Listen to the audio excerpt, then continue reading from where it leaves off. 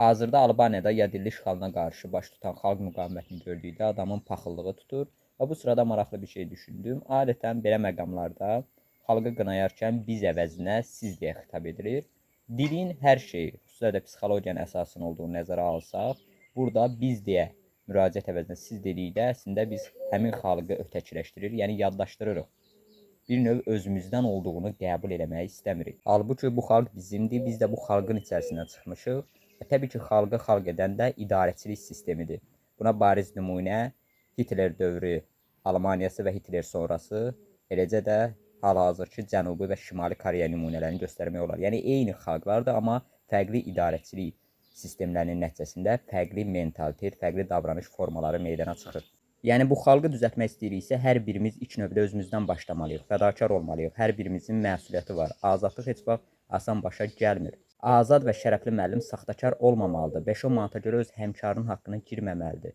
Güc strukturları qarşısında könüllü itaat etməməlidir. O öz azad davranışı ilə yeni nəslə örnək olmalıdır və həmin yeni nəsildə bu prosesi zəncirvari davam etdirməlidir. Eləcə də digər peşə sahələrində əgər bir insan saxtakardırsa, rüşvətxordursa, o heç zaman xalqı qınaya bilməz. Azadlıq heç vaxt asan başa gəlməyib. Bu hər zaman bir bədəl tələb edib.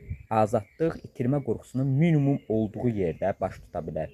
Yəni nədən azad olmalı sualı hər zaman verilməlidir. İtirmə qorxusu tam təbii bir şeydir. Burada ayıb heç nə yoxdur. Amma itirmə qorxusuna görə sən hansısa bir gücün qarşısına susur, öz istəklərin, ifadə azadlığından yetərincə istifadə edə bilmirsənsə, artıq burada azadlıqdan söz gedə bilməz. Məşhur bir fikir var, kredit sistemi hazırda modelin köləlidir. Bəli, hər birimiz yəqin ki, bu duyğunu yaşamışıq. Kreditimiz olanda artıq itirmə qorxumuz olur və ona görə də müəyyən şeyləri nəzərə alıb, müəyyən şeylərdə, xüsusən Azərbaycanda ifadə azadlığımıza diqqət edirik. Amma bu qorxunun altında əzilmə, bu qorxunun səndə müti, köləcəsinə ruh formalaşdırması artıq ciddi bir problemdir. Ona görə də illegal, haram yollarla toplanan maddi sərvət səni heç vaxt azad edə bilməz. Yəni sənin əlinin altında ən bahalı telefon, maşın ola bilər, amma bu səni azad etmir. Əksinə, sən bunları daim itirmə qorxusuyla yaşayacaqsan, xüsusilə Azərbaycandakı hüquqi vəziyyətdə.